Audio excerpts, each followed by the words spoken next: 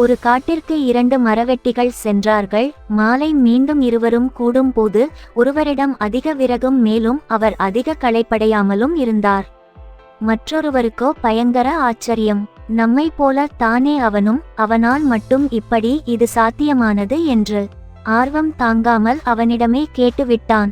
நண்பன் அவனிடம் கேட்டான், இந்த விறகுகளுக்காக நீ என்ன செய்தாய் என்று.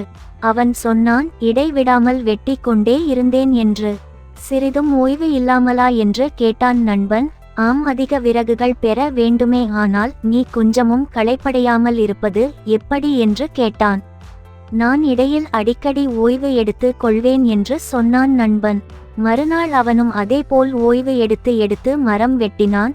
இருப்பினும் அவனால் நண்பன் அளவுக்கு மரம் வெட்ட முடியவில்லை. மறுநாள் மரம் வெட்டும் போது ஒளிந்திருந்து பார்க்க வேண்டும் என்று திட்டமிட்டு வீடு திரும்பினான். மறுநாள் மரம் வெட்ட பிரிந்து சென்ற பின் அவன் நண்பனை பின்தொடர்ந்து சென்றான். நண்பனும் அரை மணி நேரம் மரம் வெட்டி விட்டு ஓய்வாக அமர்ந்தான். ஆனால் அவன் ஓய்வு நேரத்தில் அவனது கோடாலியை தீட்டிக் கொண்டிருந்தான்.